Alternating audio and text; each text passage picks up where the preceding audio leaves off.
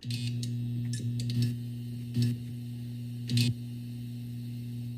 everyone, we're joined today by one of the UK's leading behavioural scientists, Dan Bennett, who has an incredible background working at Ogilvy Consulting UK alongside Rory Sutherland. He's been instrumental in building the practice since 2012, and over the past decade, Dan has worked for hundreds of brands around the world, a lot of which you will know, you will have used or consumed, the likes of Nestle, Unilever, Facebook, British Airways and the EU Parliament. His projects span across developing first-gen tech in Silicon Valley, which is obviously very appropriate for us at Hurry, and interestingly tackling obesity in Mexico, which I'd love to get into subsequently, either in this or outside of this, Dan, because I would love to know how that went. Dan is a Marketing Week columnist and curator of Nudge Stock, one of the world's largest behavioural science festivals, which attracts a global audience of over 750,000 plus. His work earned awards in Cannes Lions, Creative Circle, and the Nudge Awards. So we're very happy to have you on board and chatting with us today, Dan. I'm hopeful that I'm not going to get analysed during this. I haven't stopped analysing you since we got on the call, Aaron. But thank you so much. I mean, that bio is my dream job, so I feel very lucky. So yeah, it's lovely to be with you. Fantastic, great stuff. Where I'd love to start, Dan, is behavioural science in the wild. And you recently wrote about certainty and being a behaviour of change and superpower. What's the part of this decision you're most sure about and the path that you always want uncertainly unfolded in? It's a really interesting question because, psychologists exist to ask questions. Psychologists don't have lots of answers, but they know how to ask lots of interesting questions to get you to kind of consider things. And for me, there's a great principle known as cognitive closure, which is all about when you're making a creative decision or when you're having to solve a really complex problem, there are some people in the world that can endure the pain that is unknowing the answer to that question. And so they're able to think about it for a longer time and actually get to a more developed answer.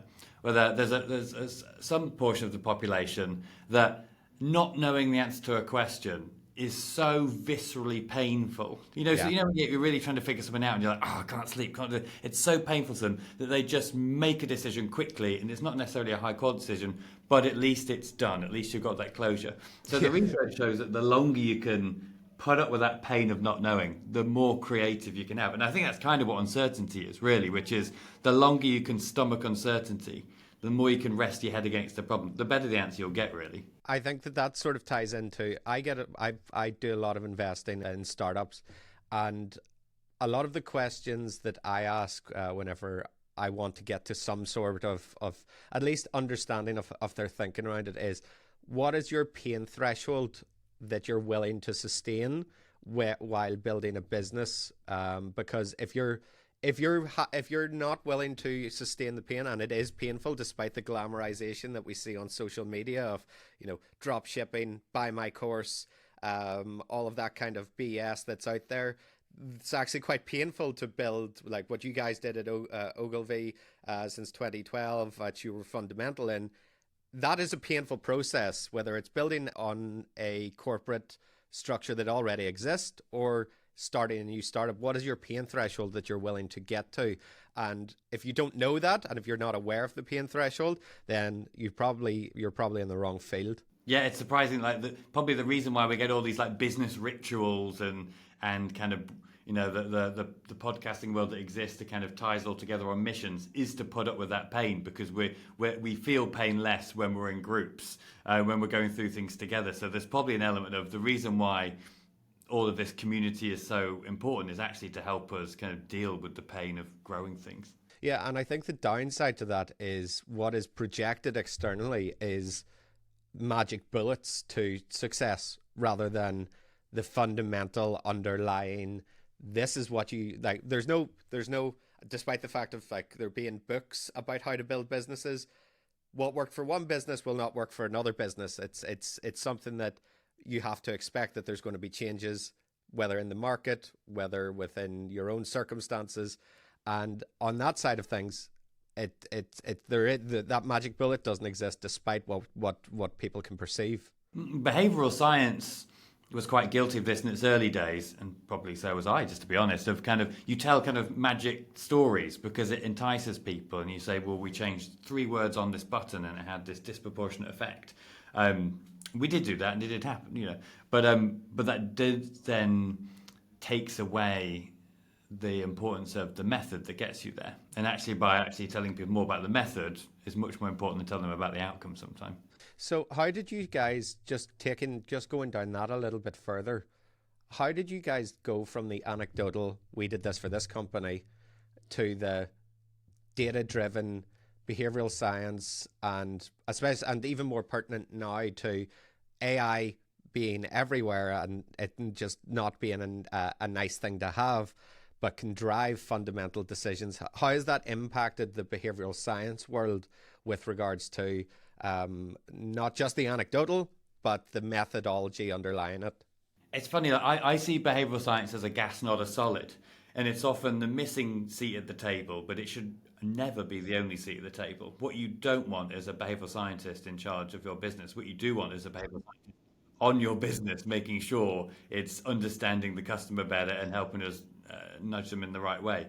And so really, maybe 14 years ago when we started, it was about kind of like getting some cases to prove behavioural science in isolation. And part of that is a bit defensive, really. Do you know what I mean? To say what we get to now is the questions that clients ask us and the questions that there are in the world, the problems that are really worth solving, are kind of M-shaped questions. You know what I mean? They take multiple lenses to solve. There's not kind of one. The best problems in business are not solved by one type of discipline. They're solved by what's happening between people rather than within people. And so I think for me, the way that you get out of talking about a discipline by itself is by making sure that you work in an organization that truly blends expertise. And I don't mean kind of having many different departments. I mean kind of having a culture where people really share laterally, aren't ego-driven and kind of want to inflate their own discipline, and actually to work quite collaboratively together to solve. Because none of us can solve the big problems by ourselves. You know, no one can build an Airbus by themselves, can they? It takes many people around the world. We have to work together. I'm constantly driving our dev team to grow. And the example that I'm given is 9 people can't make a baby in 1 month. And so like it's very much that it needs to be that collaborative approach, and we need to understand, okay, well, this needs to happen in order for this to happen. And on that topic, you just referred to seeing behavioral science as a gas rather than a solid. How does that differentiate, in your opinion, from, we've obviously got data analysts, data scientists inside of companies, behavioral, which I would consider a solid, like they are very much looking at the data, but the behavioral side of things is more, what does that data actually mean? Yeah, exactly. And I think that there are, like, data science can be a solid, and it works very well as a solid. Like if you had a team of data scientists, you can put inputs into them, you get great outputs. But when you're trying to solve really tough business questions, really complex business questions, I think it's far more effective to have a room with a data scientist, a behavioral scientist, a researcher, a customer specialist, a business analyst, all together, the different disciplines. That's how we kind of really get to fresh answers. And like you said, the behavioral science is really about adding the real why as to what's going on. So I think a lot of data science will tell us what's happening. Behavioral science will tell us why it's happening. And that just means that we can be much more predictive about how we shape and understand people's behavior. Yeah, no, I couldn't agree more. So going on to the science element of behavioral science, you argue that motivation on its own, it isn't enough. So how can companies design a system or environments so that people, they don't even need to summon the motivation just happens, and it's not forced on them by, Pizza Party Fridays and this is the we're all a family BS that we typically hear about? Yeah, it's quite tight, that, isn't it? I heard some great advice where it's not a leader's job to motivate people, it's a leader's job to motivate people to motivate themselves, because then when you're not there, it's still happening, and we quite like that. So I think a lot about it is about getting people to really tap into kind of what they're about, their values, their purpose, so they can kind of self-motivate and kind of self-drive that. I think when it comes to kind of shaping customer behavior, there's a great example. So Toronto Airport is in the 80s, and they basically tried to reduce the queue time at check-in desk. And the way that you do that is you have people to have their documents ready when they get to the check-in desk, because infrequent travelers, they want to keep their documents in their bag so they don't lose them. But actually, then they spend about 30 seconds at the check-in desk getting the documents out. It takes far too long. So they tried all the rational things. They tried paying people, multilingual people, to go down the queue. We've all been bullied in a queue, haven't we, by a staff member? Get out your stuff, get out your stuff, get out your stuff, and make the queue go quicker. But people don't, because they want to keep the document safe. If you take that, and a psychologist spotted this, if you take the carpet that's at the check-in desk and extend it 9 feet into the queue, so the first 3 people in the queue are stood on the carpet, they feel like they're next, and they automatically take out their documents. Now, that isn't a motivation campaign. That is just designing the context so people naturally do the right thing. Any airports or airlines listening to this, please implement that, because as somebody that's flown recently, the amount of people that still have paper documents and the likes is just mind-blowing to me. Obviously, it's people of an older generation typically, but I saw people in our sort of age range, Dan, where they had printed things out. And why? It's incredible to watch, especially whenever we're all frustrated in an airport. I think they're almost designed in that way to make us frustrated whenever we're trying to get checked in through security and in the lounge. I was looking recently about kind of behavioural adoption curves, because we were thinking about the huge question of AI adoption and why kind of there's the MIT's Media Lab report this year talks about kind of billions of investment, and yet leaders are saying they see very little return at the moment because of the adoption gap. The metrics that many companies are using are, have people even opened our AI tools, rather than are they using them? We're at that stage of adoption. What is it? What is the psychology of why we're so slow to take these things up? And in that research, found some interesting things, that even electricity needed to be advertised for decades before people adopted it. Even the shopping trolley, the shopping cart in the US, when it was brought out, they had them in the shops for weeks, and they actually had to pay attractive actors to go in the store, use them first, to model the behaviour, so people didn't feel silly having these things that said you couldn't carry a basket, to do it first. So behavior change just takes time, and we need to know what are the right levers to pull it with the right people. And I suppose that is that although we do adapt, I'm sure I don't need to tell you this, but we adapt to change a lot more.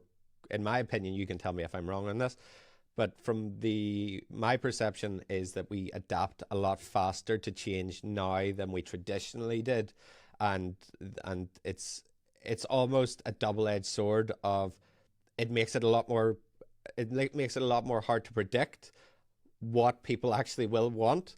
Whenever you're designing something in 3 months' time for launch, it may be completely not obsolete, but it may be completely outside the realms of what they're willing to adopt. The huge challenge of that great quote of people's last best experience becomes their new minimum expectation ongoing. So like if you have a great Amazon one-click experience, then you expect one click on every website the day after. And so the world is changing at such a fast pace, and AI is delivering has the potential to deliver great customer experiences.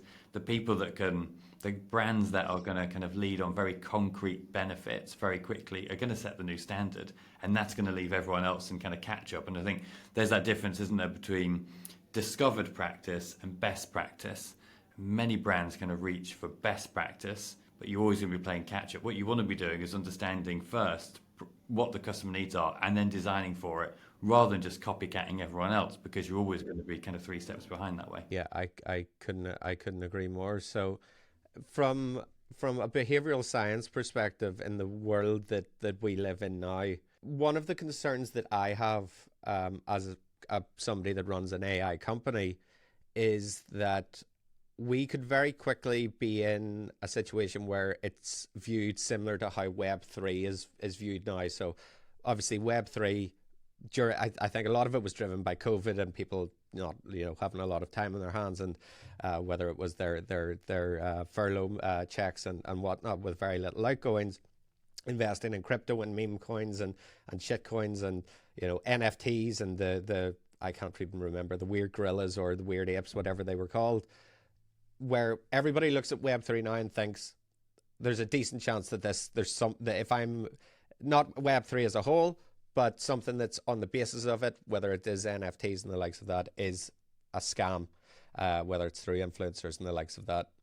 And I'm concerned about the AI companies that are just coming up and jumping up overnight, and all they are is a wrapper for ChatGPT or a wrapper for Anthropology or a wrapper for Google Gemini, and they're not actually doing what they should be doing with those products, which is using it as an infrastructure similar to AWS and Azure, but they're building these products, people are getting burnt by it, and then everybody sees AI and any company that's utilizing AI as something that is bullshit. It doesn't do what it says in the tin, and that's a major concern from mine, but I would love to get your opinion on that. It's a really good point, and I think it's all going to come down to branding and branding thinking. I don't think we've kind of got there yet, and I think when the internet came out, kind of AOL would have coupon books and things, wouldn't they? So it takes a long time for kind of things to get well thought through. But you can imagine, I think at the moment when people use when I'm trying to not mention brands, when people use some kind of chatbot, they assume it's searching the entire internet and then it's doing a comprehensive search. And obviously, what it's actually doing in order to be fast and efficient, it's kind of making choices. And so we don't actually know the pools of information that our AIs are searching. And but I think there's an assumption that it's doing a lot more than it is. And so I think in the future, we're going to have to get much better at branding up AI services so people know this is doing the light fast search, this is doing the big depth. And so you can actually have a payment structure and a commercial structure around having better backends. And kind of as for kind of companies coming out fast with different wrappers. The only sympathy I have there, though, is we should always be thinking about customer needs, really concrete customer needs.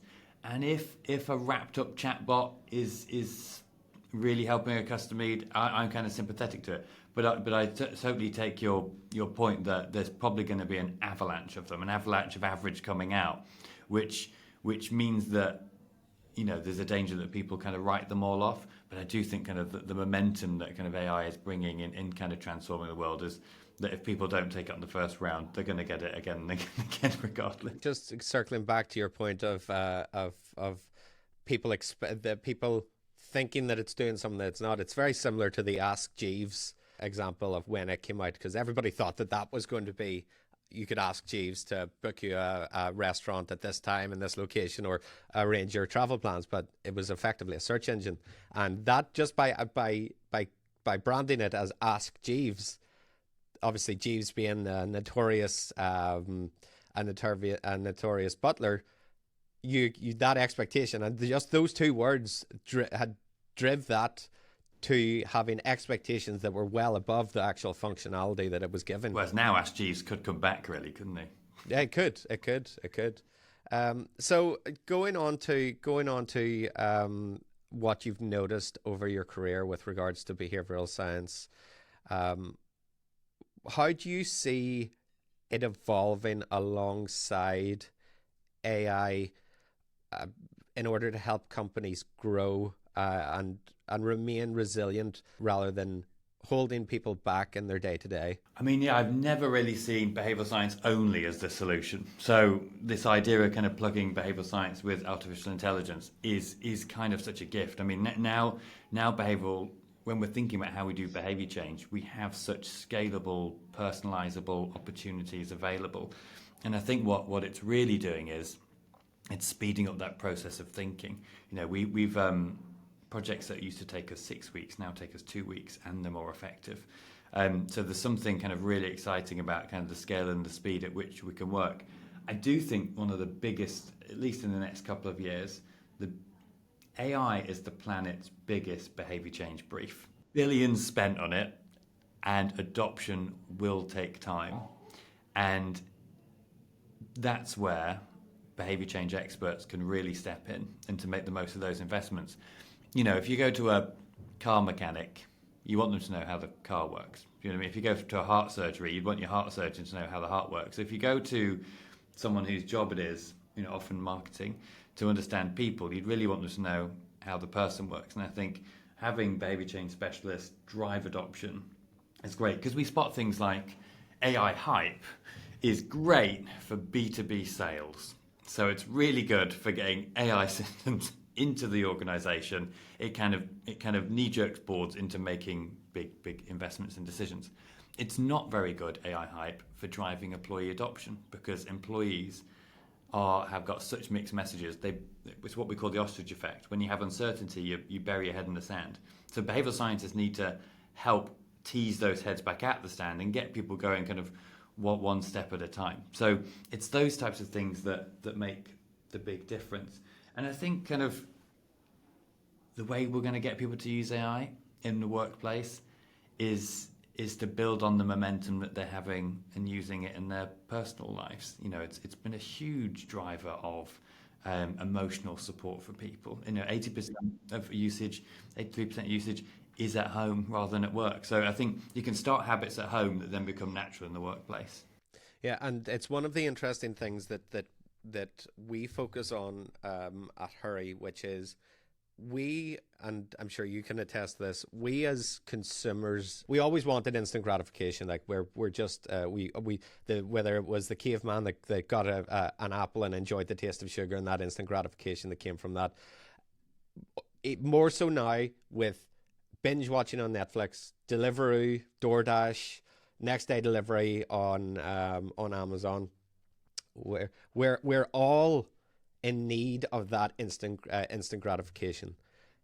To me, that hasn't transcended into the corporate realm yet, and that's certainly something that we're working on at Hurry, which is, if I want to know a piece of information, I don't want to have to go through 10 tabs, put it all into a Google Sheet, call a meeting in a week's time to understand my actions of what I need to do.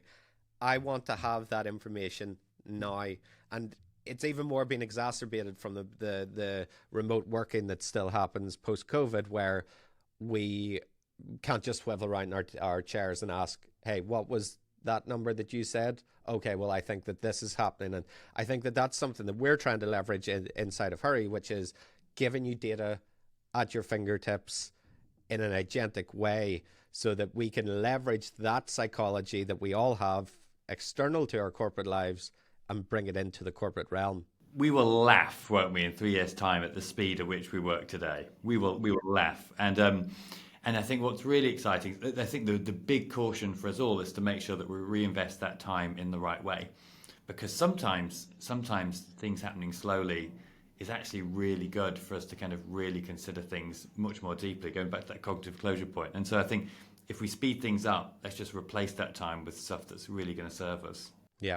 Exactly. Couldn't agree more. So just to wrap up our time together, Dan, what is one book about behavioral science, behavior or human behavior that you would recommend to somebody? And I will say that I will read this. Well, I'm an audiobook guy. I'm not a visual learner. I'm an audible learner. So what is one that you would recommend? Favorite book that I'm rereading at the moment by friend Sam Tatum. It's called Evolutionary Ideas, and it's all about how we often think that we need to just sit in a room and come up with ideas, but actually most problems in the world have been solved. They just haven't been solved by your category. So if actually you can look at the history of ideas and build on them and mash them together, then you can be in a much stronger place, and it's a really interesting read. Yeah, perfect. So before we say goodbye to Dan, we'll actually be seeing each other in person and speaking again in Lisbon. Hopefully we get to see some of the sights and the sun, but I think there's a decent chance that I'm going to be stuck in the conference room the entire time. And we'll be discussing from insights to action how AI analytics and behavioral science drives smarter decision making. So if anybody is attending Web Summit, feel free to call to drop by and have a listen to our conversation. I'm sure it'll be even more thrilling than this one. So thank you so much, Dan, for joining us in Lisbon, and thank you so much for the time now. See you soon, Aaron. Can't wait. Thank you.